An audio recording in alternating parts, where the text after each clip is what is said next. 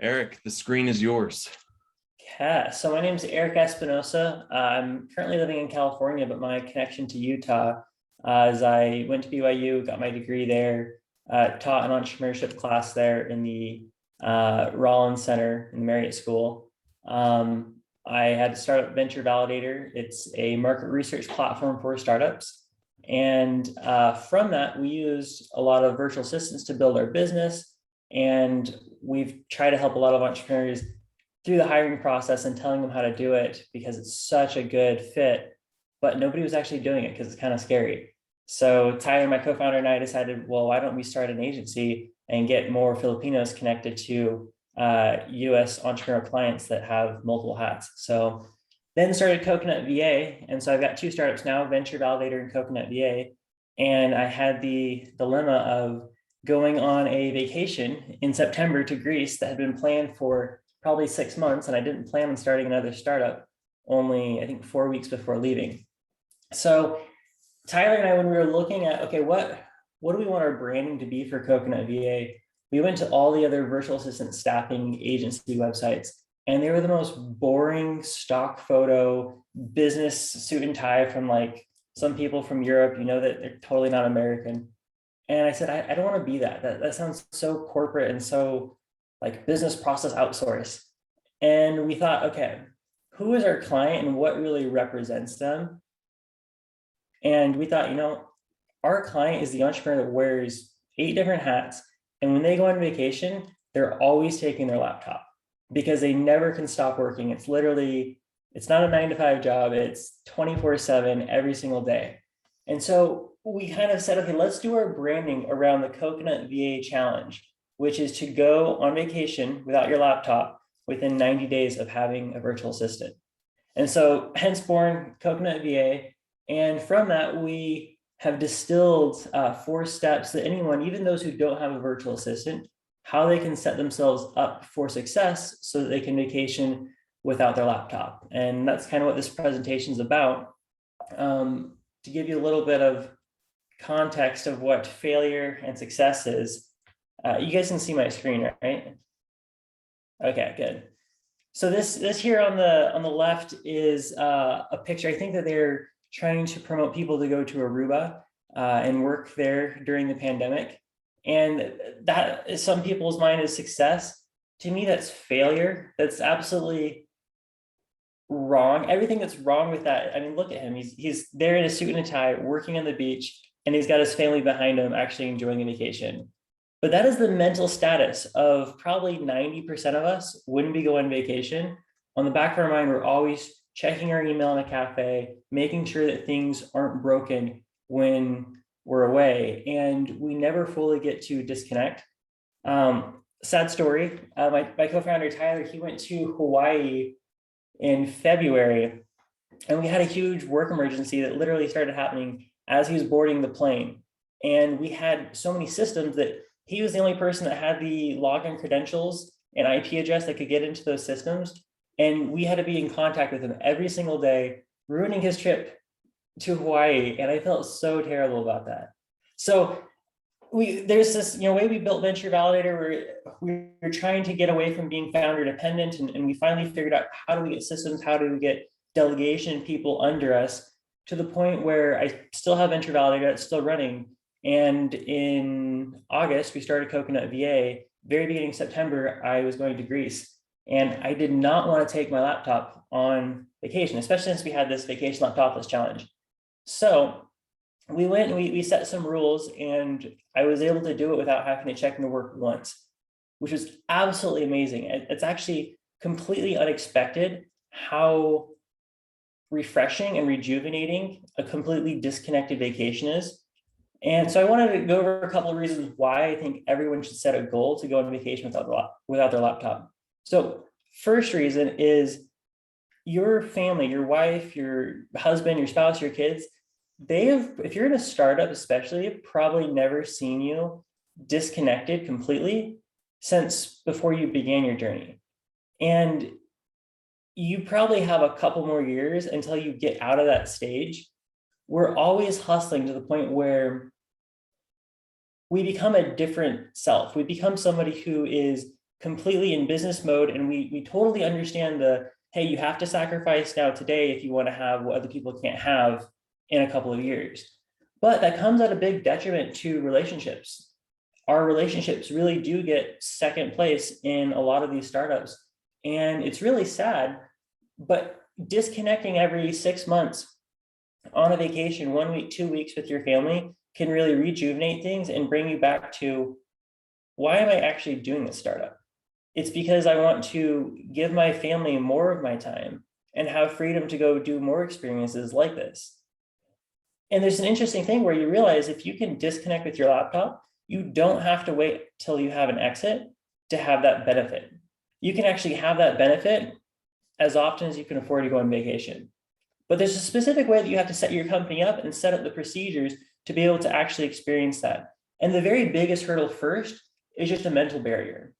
So there's a couple of myths that I think are very prevalent among us entrepreneurs. The first one is that I'm the only one that can do my job. So many of us, I mean, Taylor, look at your job. You're an expert. You've had so many years evaluating different technologies and whether they're good or not.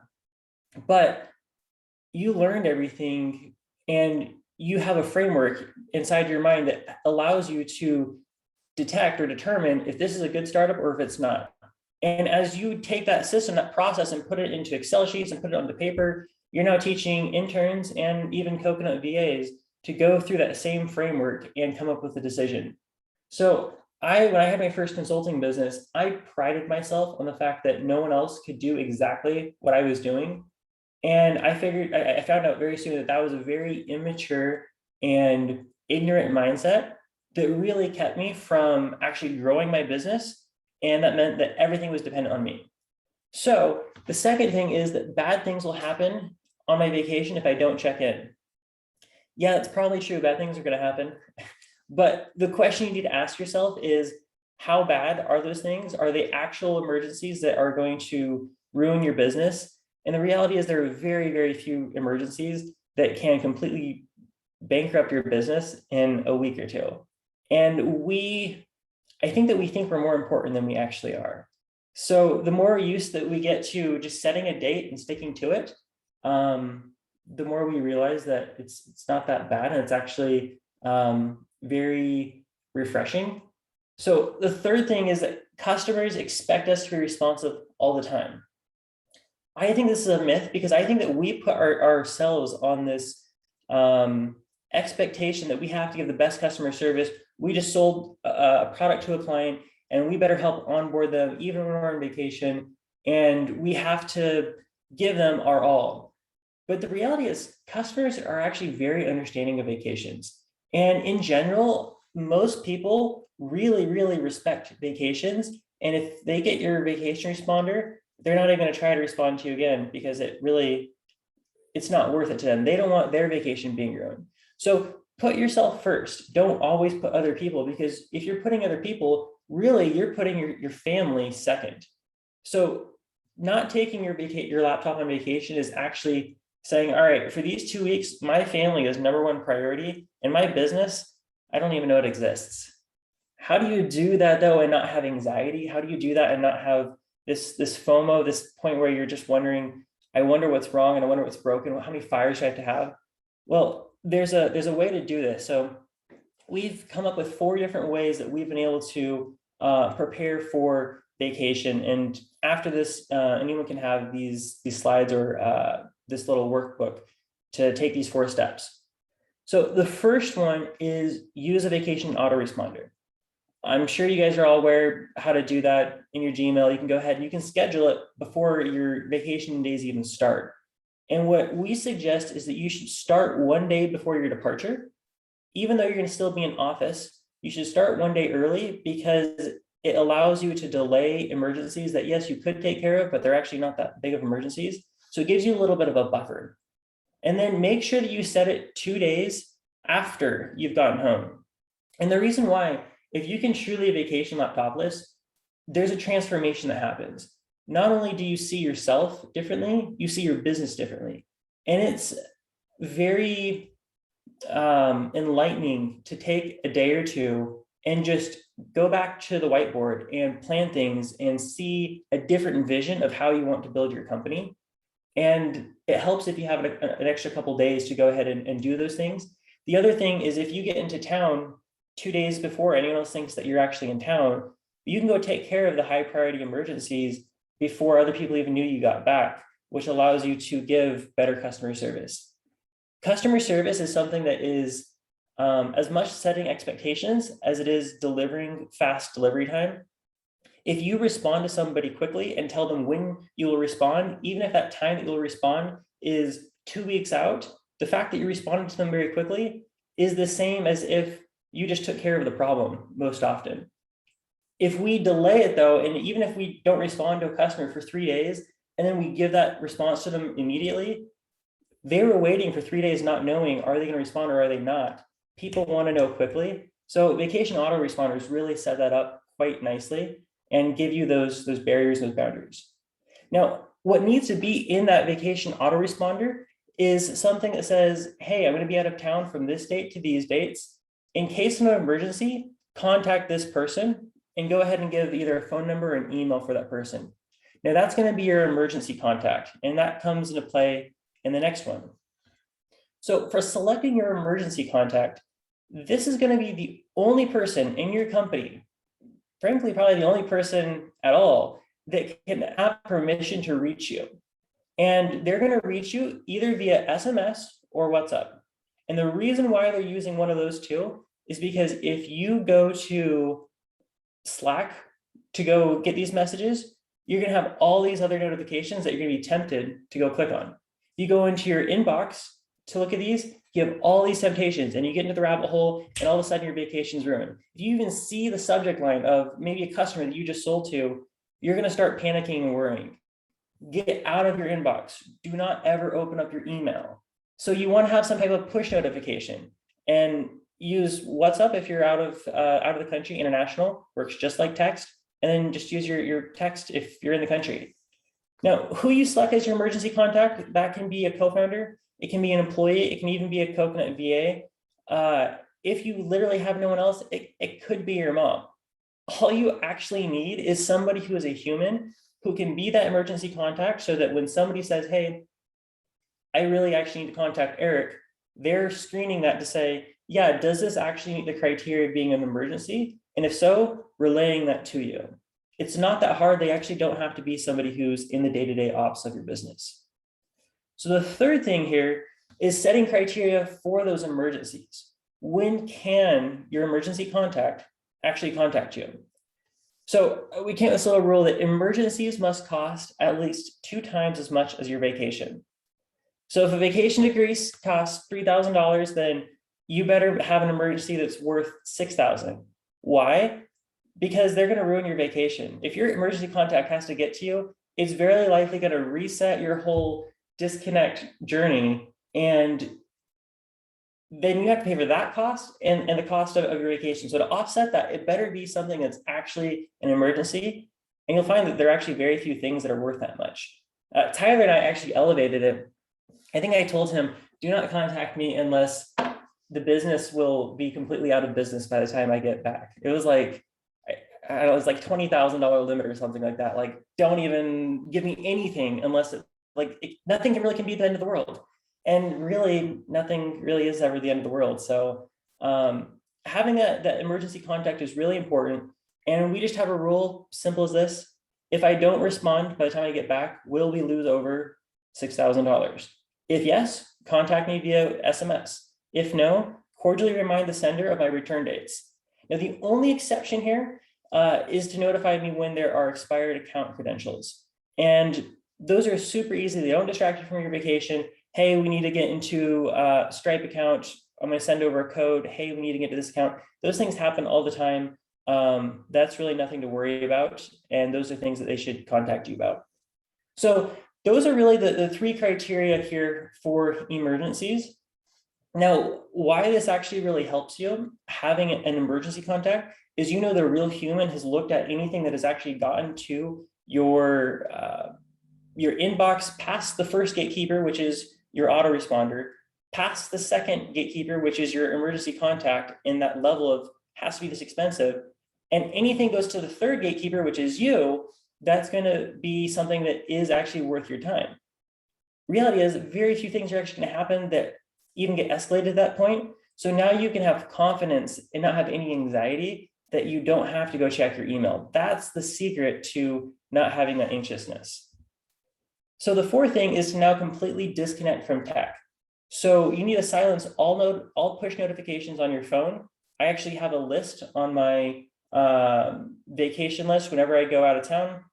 Here's all I take off the notifications on my banking app, except for the card that I'm using, on my calendar, on my Gmail, on my LinkedIn, on my socials. Every single thing that pushes notifications to you should be completely off. And then if you can, leave your laptop at home. Now, do you actually have to leave your laptop at home? No, if you're going international, you probably should take it for insurance purposes, but keep the lid closed during your vacation dates. So if you get stranded somewhere in Egypt for 2 weeks because you have COVID or somebody in your group has COVID, then yeah, you can open your laptop up, but not until after the vacation dates on your autoresponder actually expire.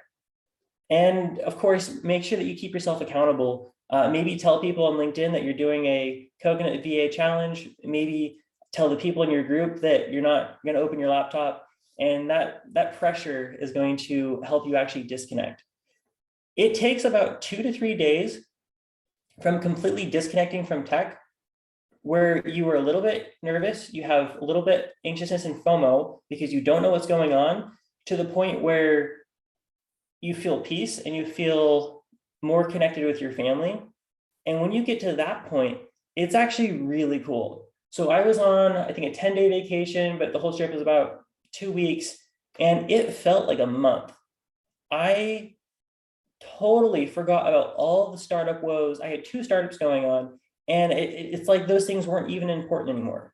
Something that had been so important every single day of my life, 6 days a week, from 6 a.m. to 9 p.m. I'm working on, and all of a sudden, those are just like a thing of the past. And it's possible and attainable for anybody if you follow these steps. So to prove it, Tyler actually went on a vacation, I think about a month later, and his plane, he had some crazy plane stuff, actually didn't end up going on vacation. And I never even knew that he'd never left town, because we kept these rules and I never had to contact him with anything.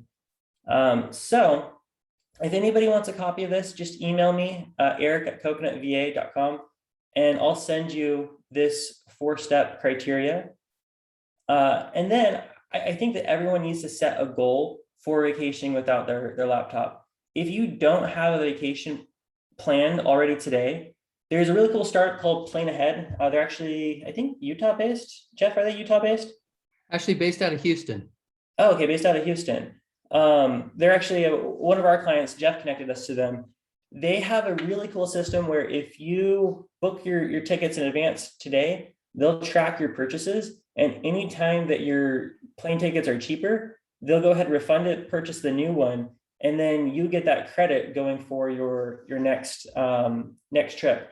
And I think they charge like $99 a year, but if you don't win that back in credits, then they refund you the money. So you literally can't lose. I think it's really important that you pick some date, maybe 6 months advance, and say, this is when I'm going to go on vacation. If you look today, and if I were to ask everyone, hey, could you take a week off next week? You guys would probably say, no way, there's no way I could do it. If you plan 6 months ahead, well, of course, your calendar is empty.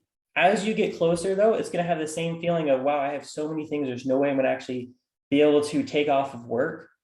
But after you get past that 3 days of disconnect, your startup woes are a thing of the past, and you realize that you're really not so important to your business. Your business really isn't so important to your family, and you can finally disconnect and have that vacation. So that's my soapbox on everybody needs to vacation laptopless. Quick plug for Coconut VA. We hire virtual assistants starting at $10 an hour. They can really do anything that a startup founder can do, from admin tasks, lead gen, social media, blog writing. Anybody's interested, would love to jump on a call and see if it's right for your business. But yeah, other than that, I'd like to open up for any questions that people have about traveling, vacations, laptopless, setting up your business to kind of run without you. Can I ask a couple questions? Absolutely. All right. My wife and I were married over 30 years ago. We have not yet gone on a honeymoon. We're planning on the possibility of going to Greece, coincidentally, on a 2-week tour this fall. A week. I mean, a year from now. It'll be basically September. From a case study standpoint, I'm going to stay in contact with you because I need to plan in advance. I have multiple companies. She's a higher up in an insurance company and everything else. And I don't want it to fail because of our ineptness to be able to let go. And that's one of the main reasons I wanted to be here today. Second question, though, some of us work multiple time zones. Can your methodology work in a way where we can take staycations with doing the same thing of shutting down for a few days at a time to utilize that self-discipline so that I may take 4 days off from my business in India or something along those lines? Have you ever heard or that type of request with Coconut VA? So I think that's something I'm going to try to be living here. I'm planning to go to Thailand beginning of the year, and so different time zone. And I think that's something that we're going to try where it'll be a couple of days of traveling and then a couple of days of work. Yeah, that's absolutely possible, but that goes down into business structure and long-term. How do you structure your business to work without you? Use vacations as a catalyst to, and even, weekend warrior type things where 3, 4, 5 days, use those events to be the catalyst to build your business so that it doesn't have to depend on you. You don't know what your business depends on you for until you're not there. And then when I was leaving, Tyler took over all my responsibilities. He learned how to do the sales. He learned how to do onboarding calls and some of the hiring tasks that he didn't have the responsibility for. So that was awesome. When I got back, I literally wasn't needed in my startup. I actually wrote a post about that on LinkedIn. It's very weird. I almost felt like, well, what do I do now? That's cool. But he had really taken a lot of the responsibility, and so had my virtual assistants. When Tyler was going, Tyler has a lot of the things that I hate, like payroll, legal, all of those other things that he has passwords for. And you would think, especially after everyone his Hawaii vacation, that the most gentleman-like thing would say, okay, Tyler, give me those responsibilities and I'll let you do it. But no, I said, don't give me those. Let's go give those to our virtual assistants. Because I don't want to, that doesn't defeats the purpose if I take those on. Let's go push that out so that you don't have to do this. And so we did that. And Tyler is a really, really good operator.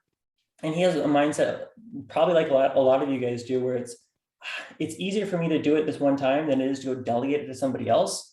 But Tyler, what was your mantra? Never be busy when the VAs aren't. Exactly. So every single time it's like, okay, yes, I can do this, but if the VAs aren't busy, let me go send them this thing. And they literally run their own payroll now.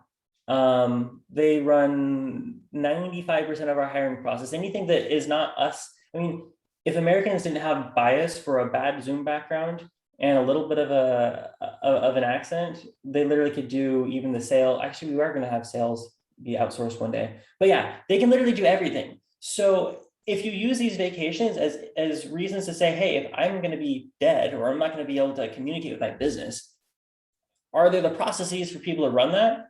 Then you get to the point where you're really not needed in your business. And so, yeah, if you want to take 3 days off here or 4 days off there, it really doesn't matter because all of those things are being done and you're doing more visionary type things. Thank you.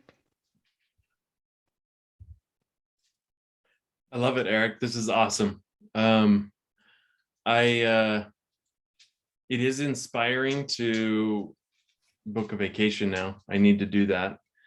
And I like playing ahead. I looked at that. Thanks for the post, Jeff. And thanks for the reminder, Eric. I had invited also Riley Butters from Donde to come on today. I think she had a conflict, but I think her business model is very well suited for what you're talking about as well, Eric. Like, I think any company who is using Donde should have their employees go through this training as well. So I'll send that on to Riley, but I think what you're doing is awesome here in terms of education. And I also liked, Priscilla, your comment about the US versus Europe or other countries. I'm reading your answer to me back, but I think you're right. There is a different mentality in other countries. And I don't mind adopting that mentality in terms of vacation as well. I took a bunch of notes, so I'm going to post those on LinkedIn. Anyone have other questions right now that we can pummel Eric and Tyler with? I think you did do a plug for Coconut VA, Eric, but I'll echo that. We're now 2 VAs into our experience and super excited about it. So I would advocate everybody looking more deeply into Coconut VA. It's awesome. Yeah, if I think, like you said, Taylor, if you don't have a vacation planned right now, go plan one. If you haven't traveled internationally, I run into people all the time that travel. My neighbors the other day, they're like, yeah, it's kind of expensive. And I find out that they went on their honeymoon to the Florida Keys and they thought it was a good deal, all-inclusive resort stay for a week for just under $10,000. It blew my mind that they thought that was a good deal, because it's like, gosh, I can go on vacation down in like Puerto Rico or Cancun or Belize and it costs like $1,200 a week per person. So I think that, there is kind of this lifestyle that allows us to go be digital nomads. And if you think about COVID, what did that prove? It proved that everyone can work from home. Well, if you can work from home, then why can't you work from anywhere in the world? And if your employees can work from a different state, why can't they work from a different country? So we're starting to democratize talent and where you're at and be a lot more independent. Why not go take your family and go work from Mexico City for a month? It's the same time zone practically. Your costs are like $800 a month for an apartment. Food's going to be cheaper. Literally, it's costing your plane flight down there. We already have plane ahead that gives you the best deals. Like, the barriers to travel are so little, and the new novel, or like the completely new experiences that you can have that are ingrained in your family's memory forever are just priceless. And so I don't know. I think that if you don't have the maybe stomach to travel internationally and you want to go somewhere that speaks English, Belize, it's right below Mexico, is a wonderful place. They speak English. You can pay with the dollar. Very, very inexpensive, and you can get there from Salt Lake for like probably $500 round trip.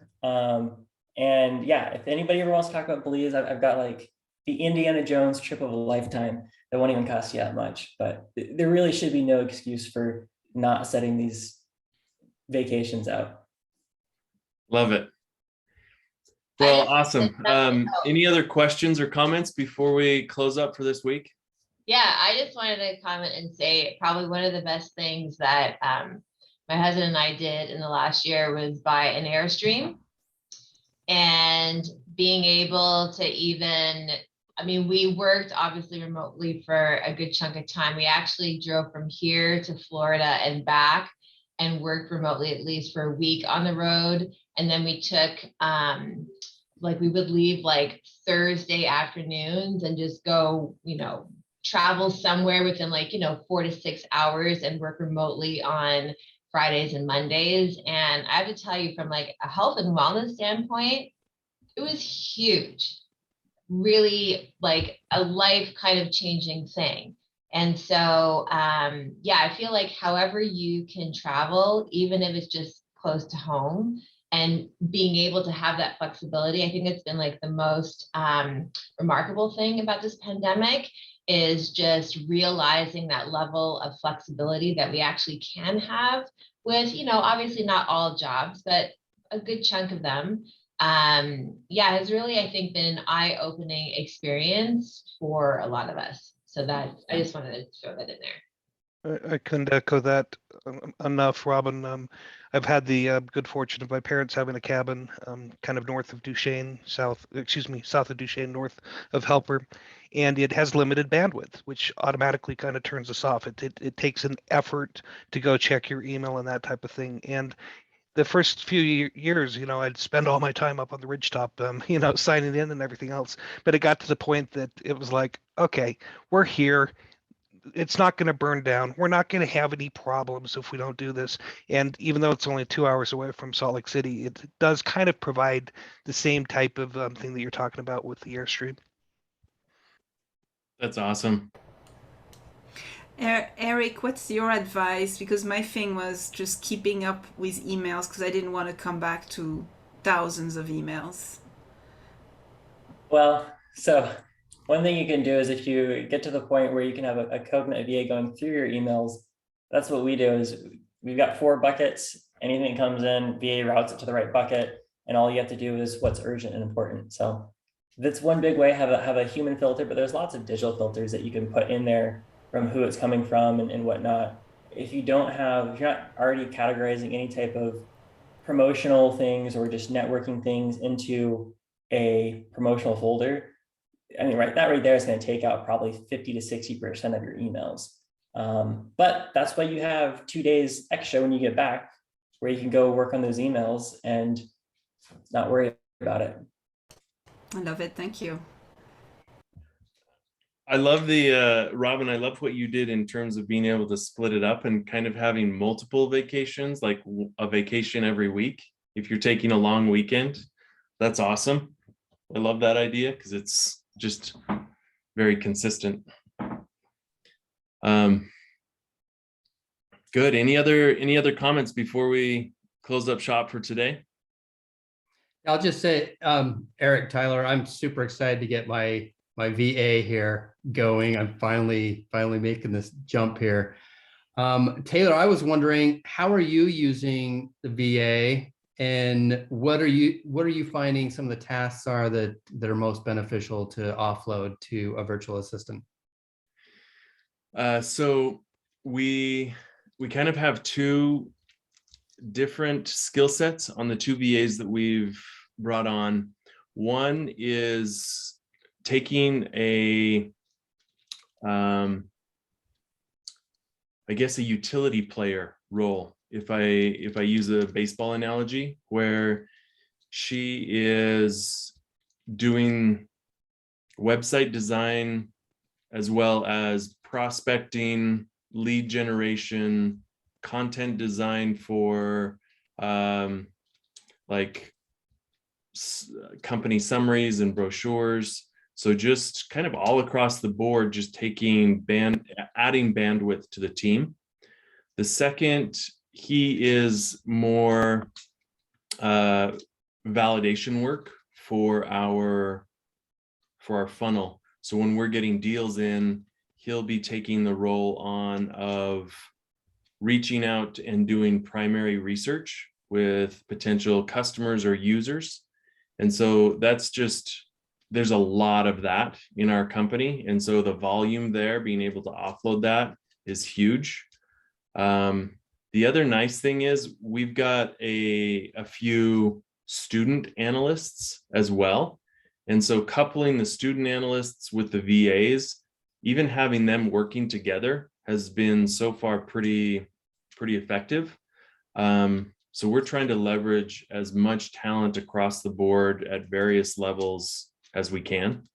But those are, I don't know, Spencer, did I miss any places where we're hoping to engage the new talent? No, I think just to reiterate that virtual assistant maybe is a little bit of a misnomer for how the kinds of people we were looking for and how Eric helped us to source and find them. It's more than just checking emails and following up on and kind of what I would call menial tasks. We're actually having them get into the higher order thinking and talking to customers, and so it's much more than just an assistant. We're treating them. I mean, we've told our current group of analysts that we haven't told them that they're virtual assistants in the Philippines. We've said these are analysts. They're part of the team. Yeah, I think a lot of people get virtual assistant. I think it's like Amazon Alexa or something like that. And it's unfortunate that name's kind of been what the industry's been called for years and years and years. But it's literally a remote worker, just like you can have someone work from a different state. There's some really, really smart people from the Philippines. And the reason why we picked the Philippines is because they have really good American English. They watch lots of Netflix, lots of Hulu.